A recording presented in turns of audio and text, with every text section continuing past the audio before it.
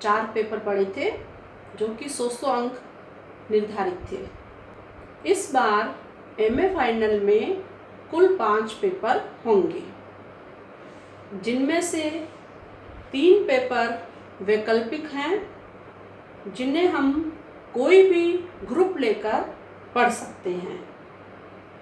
इन groups में आप देखेंगे राजस्थान विश्वविद्यालय ने एमए उत्तरार्ध के लिए ये 5 ग्रुप सुनिश्चित किए हैं। जैसे पहला ग्रुप है, ये है साहित्य वर्ग, इसको वर्ग ए नाम दिया गया है। दूसरे स्थान पर आता है वैदिक साहित्य यानी वर्ग ब। फिर आता है नंबर 3 पर दर्शन शास्त्र वर्ग स। चौथे नंबर पर है धर्मशास्त्र वर्ग द। और 5वें नंबर पर है ज्योतिष शास्त्र, जिसको वर्ग एफ नाम दिया गया है। यहाँ हम समझते हैं कि आपने मान लीजिए साहित्य वर्ग चुना है। जिन विद्यार्थियों ये जो ग्रुप्स हैं, ये आप स्वयं की अभिरुचि के आधार पर चुन सकते हैं। जैसे किसी विद्यार्थी की साहित्य में अभिरुचि है, काव्य अच्छा लगता है, नाटक अच्छे लगते हैं, छंद अलंकार, गीति काव्य पसंद है, तो इस तरह का विद्यार्थी साहित्य ग्रुप वर्ग ए का चयन कर सकता है। वर्ग ए का चयन करने के साथ ही आपको यहाँ पर 3 पेपर का एक सेट है, वो साहित्य वर्ग के साथ 3 पेपर आपको पढ़ने पड़ेंगे। वैदिक साहित्य लेते हैं तो वैदिक साहित्य के ही 3 पेपर होंगे, वो आप पढ़ेंगे।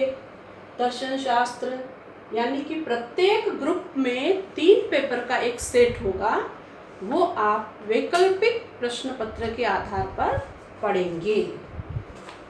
यहाँ पर मैं एक बात क्लियर कर देना चाहती हूँ कि हमारे महाविद्यालय में ये जो 5 ग्रुप्स बताए गए हैं, इनमें से 2 वर्ग लगाए गए हैं, यानी ये 2 वर्ग पढ़ाए जाते हैं। पहला साहित्य वर्ग जो कि वर्ग ए है, ये हमारे महाविद्यालय में पढ़ाया जाता है। दूसरा ये चौथे नंबर पर है धर्मशास्त्र ग्रुप वर्ग द, ये वाला ग्रुप भी पढ़ाया जा सकता है।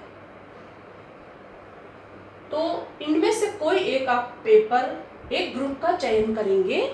एक ग्रुप का चयन करने के साथ ही 3 पेपर आपको एक साथ पढ़ने पड़ेंगे। जैसे साहित्य वर्ग लिया है तो उसके 3 सेट हैं, 3 पेपर का एक सेट।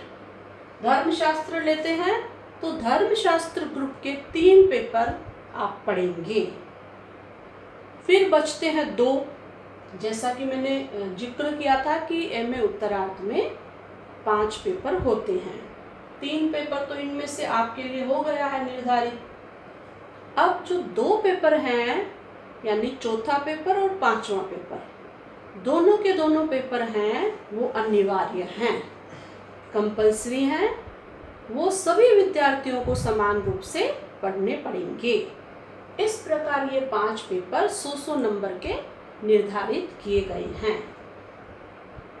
मैं आपको इस वीडियो में हमेशा धर्मशास्त्र जो चौथा ग्रुप है वर्ग द, इनके पेपर्स का अध्ययन कराऊंगी।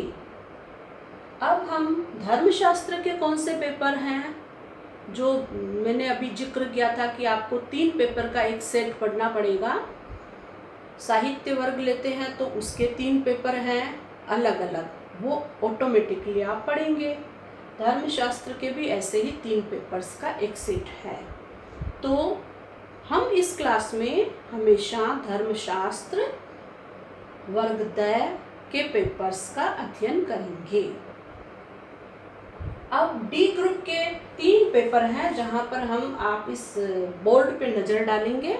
वैसे हमने आपके संस्कृत के इस वीडियो पर सिलेबस भी हमने डाला है, उस पीडीएफ को खोल के आप विस्तार से पढ़ सकते हैं, लेकिन थोड़ा सा परिचय मैं यहाँ पर भी आपको देना चाह रही हूँ। यहाँ पर फर्स्ट पेपर है धर्मशास्त्र ग्रुप का, जिसका नाम है धर्मसूत्र व धर्मशास्त्र का इतिहास।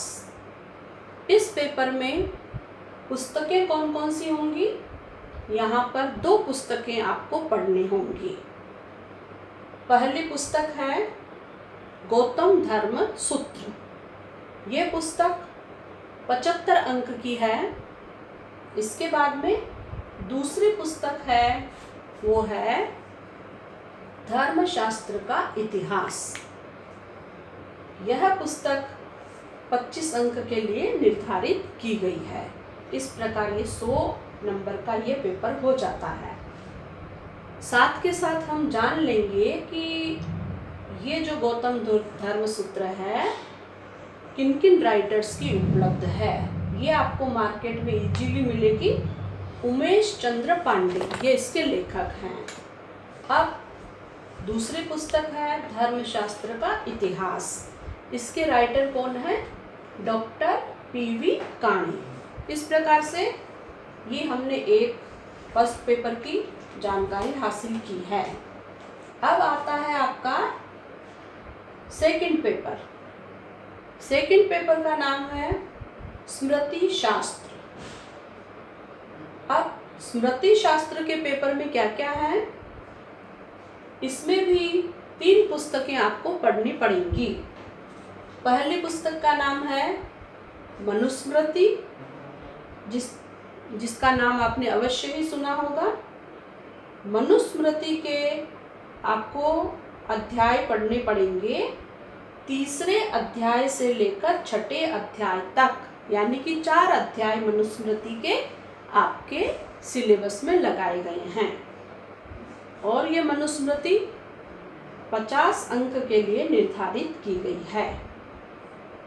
नंबर 2 पर जो पुस्तक चलती है वो है याज्ञवल्क्य स्मृति।